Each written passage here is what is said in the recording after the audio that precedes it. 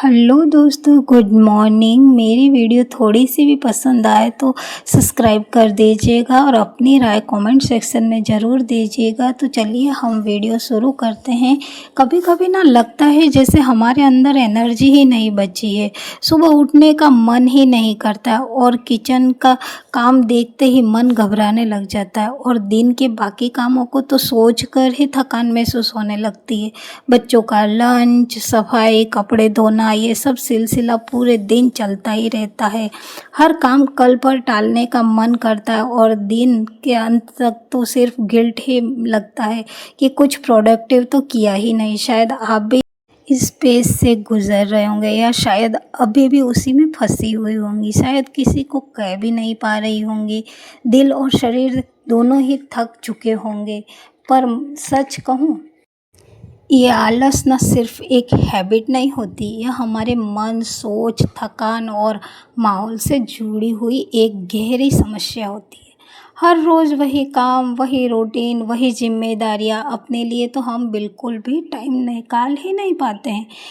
और ऐसे में बॉडी तो चलेगी लेकिन दिल नहीं। आज के इस वीडियो से हम उन्हीं असली वजहों पर बात करेंगे जो एक होम मेकर को धीरे धीरे आलस की तरफ ढकेल देती है। ऐसे रीज़न जो बाहर से सिर्फ कामों को टालने जैसे लगते, लेकिन अंदर से वो थकान, प्रेशर और कभी कभी तो उदासी का नतीजा भी होते हैं। घर चलाते चलाते जब हम खुद को ही भुला जाते हैं, तब ये आलस सिर्फ एक शरीर का ही नहीं, दिल का भी हो जाता है। हम उन्हीं बातों को समझेंगे और बात करेंगे, कुछ छोटी छोटी लेकिन असरदार आदतें कि जो आपको वही एनर्जी चूसती और अपनापन महसूस करने में मदद करती है। अगर आप भी ये सब महसूस करती हैं कि दिन तो बीत गया और कुछ काम तो हुआ ही नहीं, तो ये वीडियो आप ही के लिए है। आजकल हम सब यूट्यूब पर वीडियो ब्लॉग्स वगैरह देखते हैं और स्पेशली जो प्रोडक्टिव ब्लॉग्स होते हैं, जहाँ एक महिला दिन में एक साथ 10-10 काम निपटा रही होती है। सुबह योगा, ब्रेकफास्ट, बच्चों का लंच, घर की सफाई, शाम को अपने हॉबीज़ के लिए टाइम भी निकाल लेती है और हम सोचने लगते हैं कि भाई वाह, इसने तो कितना अच्छा मैनेज कर रखा है, हम भी कल से रूटीन फॉलो करेंगे। और अगले ही पल हम एक नोटबुक निकालते हैं, उसमें अपना सारा नोट कर लेते हैं कि हमारा क्या रूटीन रहेगा। एक पूरी लिस्ट बना लेते हैं। सुबह 5 बजे उठना, पूरा घर साफ करना, थोड़ा इन सारी चीज़ों को लेकर हम बड़े एक्साइटेड हो जाते हैं। सोचते हैं कि कल से तो हमारी लाइफ बिल्कुल बदल जाएगी और हम सोते हैं एक उम्मीद लेकर के। लेकिन जब सुबह जैसे ही आँख खुलती है, हमारा दिल दिमाग हमें वही लिस्ट याद दिलाता है कि आज तो सब कुछ वैसे ही करना है जैसे हमने लिस्ट बनाकर रखी है। और शुरुआत भी काफ़ी बढ़िया होती है ना। पर जैसे जैसे दिन ढलता है, टू डू लिस्ट के आधे काम तो वैसे ही पड़े रह जाते हैं। कुछ टाइम नहीं बचता, कुछ एनर्जी, और कभी बार मन भी नहीं करता कुछ करने का। तब हम फ्रस्ट्रेट हो जाते हैं। लगता है कि आप अपने आप से ही नाराज़ हो जाते हैं। ऐसा है कि बिल्कुल, अरे उसने तो इतना काम कर लिया था उस लेडी ने तो, और हम कुछ भी नहीं कर पा रहे। हम तो बिल्कुल नकारा से हैं, हमारे से तो कुछ हो ही नहीं पाएगा, हम कुछ कर ही नहीं पाएंगे। तो ये सारी चीज़ें हमें गिल्ट से भर देती है। बिल्कुल हम जो मन कल एक एनर्जी से भरा हुआ था ना, वही आज बिल्कुल हार जाता है, एकदम हारा हुआ सा महसूस करने लग जाता है। ये सोशल मीडिया हमारे लिए एक विंडो बन गया है, जहाँ से हम दूसरे की लाइफ को वैसा ही देखते हैं जैसा वो लोग दिखाना चाहते हैं। जो एकदम चमक धमक भरी रूटीन, एक उनका परफेक्ट किचन, एक हमेशा मुस्कुराता सा बच्चा, और एक ऐसा परफेक्ट पति जो हमेशा उनकी मदद कराता हुआ दिखाई देता है किचन में या हर जगह पर। तो ये सारी एडिटेड पेज हैं, वर्जन हैं। ये एक रियल लाइफ है, रियल लाइफ नहीं है। अब आप कहेंगे इसका सॉल्यूशन क्या है? तो पहला स्टेप तो ये है कि लिमिट सेट कर लो। अपना फ़ोन में सोशल मीडिया के लिए फिक्स टाइम नोट करो। दिन में आधा घंटा, घंटा, बस इतना ही। और उस समय भी ऐसे कंटेंट देखो जो आपको मोटिवेट करता हो, ना कि गिल्ट और प्रेशर देता हो। अगर किसी के वीडियो को देखने के बाद आपका मन दुखी होता है, खुद से घिन आने लगती है, तो समझो वह जो कंटेंट है वो आपके लिए है ही नहीं। उसे म्यूट कर दो, अनफॉलो कर दो, क्योंकि आपका मेंटल पीस किसी के फेक ग्लो से छोटा नहीं होता है। दूसरा स्टेप, आप अपनी असली ज़िंदगी को देखो। आप अपना किचन देखो, आप अपनी ज़िंदगी देखो, आप अपने बच्चों को देखो। अगर किसी दिन आपके हस्बैंड ने आपको बिना कहे चाय बना कर के दे दी तो उस खुशी को महसूस करो। बच्चे ने अगर कोई छोटी सी भी ड्राइंग बनाई है तो उस चीज़ को देखो, उसे मोटिवेट करो। इन सारी चीज़ों को आप, ये आपकी रियल लाइफ है। सबकी लाइफ अलग अलग होती है, किसी का कुछ होता है रूटीन, किसी का कुछ होता है।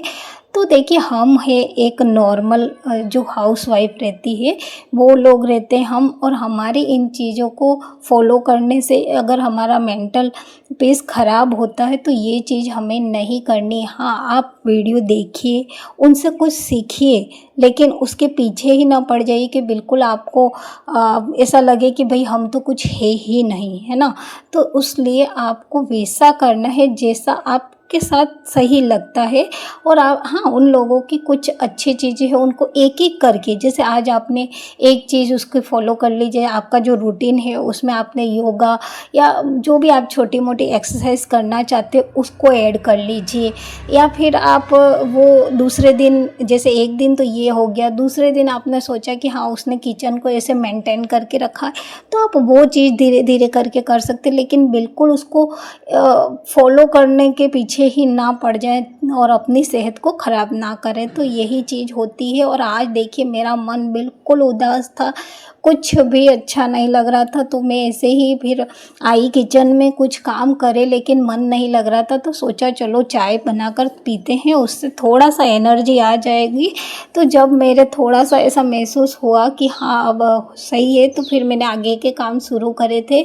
और देखिए मेरी बेटी अपना कुर्ता लेकर के आई थी, इसमें एक मामूली सा छेद हो गया, वो भी कंधे पर जहाँ उसकी चुन्नी आती है, तो वो बोल रही है उसको सिलो। अब मैंने कहा भाई ऐसे उस मामूली से छेद को सिला तो जाएगा नहीं, और प्लस अभी मुश्किल से 2-4 महीने निकालने हैं इस ड्रेस में, निकाल लो, क्या ज़्यादा दिक्कत वाली कोई बात है नहीं।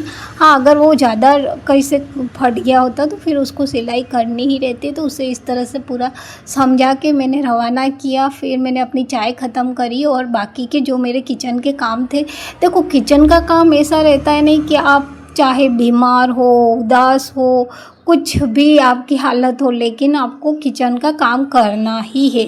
हाँ, ये है कि जैसे आप दाल चावल चपाती चटनी जो भी सारी चीज़ें बनाते हैं उनमें से थोड़ा कम कर दें, चाहे तो सब्जी चपाती ही बना करके रख लें, लेकिन इतना भी करना तो रहता ही है, उसे आप बिल्कुल छोड़ ही नहीं सकते। अगर आप कहीं पर, लेडीज़ का ये है, देखिए आप कहीं पर भी जाइए, किचन आपका पीछा नहीं छोड़ेगा। बाकी काम आप कर सकते कि नहीं, जो भी घर कहीं गए हैं तो जिसके है वो कर लेगा, या कोई उनके हेल्पर है तो वो कर लेंगे, लेकिन किचन का काम ये है करना ही है, किसी भी हालत में, चाहे कम करो ज़्यादा करो, लेकिन करना तो रहता है। तो देखिए मैंने सारे काम ख़त्म करे किचन के, फिर मेरे को थोड़ा सा शरीर में फुर्ती सी महसूस हुई, तो मैंने अब अपना काम आगे का शुरू करा। तो देखिए जो मेरे आटे की टंकी रहती है उसको मैंने आज खाली किया, उस टाइम जब सफाई करी थी तब नहीं रखा था खाली करके, तो आज उसे साफ़ करा। और जो कुछ ऐसे बर्तन होते हैं जो मेरे रेगुलर काम में नहीं आते लेकिन कभी कभार उनका यूज़ होता है, तो उनको मैंने साफ़ करके रखा, क्योंकि जब याद आएगा तब गंदे मिले, इससे अच्छा है कि मैं उनको पहले से ही साफ़ करके रखूँ ताकि मेरे को साफ़ सुथरा मिले जब मुझे उसकी ज़रूरत हो। तो वो मैंने सारा काम किया, रेस्ट किया, दिन भर अच्छे से शरीर थोड़ा सही हुआ। और शाम को देखिए नवरात्रि के दिन चल रहे हैं तो मैंने आरती शुरू कर दी। तब तक बच्चे भी आ चुके थे तो सभी ने मिलकर आरती करी। हमारे क्या होता है ना कि रावले में ये सारी स्थापना वगैरह होती है, इस वजह से हम लोग घर में स्थापना नहीं करते हैं, वहीं एक ही जगह पर हम सभी का होता है पूरा सामूहिक, और हम लोग यहाँ घर में अपनी जो भी पाठ वगैरह होते हैं वो करते रहते हैं। तो इसी तरह हमारा ये ब्लॉग था। आज का ब्लॉग कैसा लगा ज़रूर बताएं, लाइक सब्सक्राइब ज़रूर कर दें।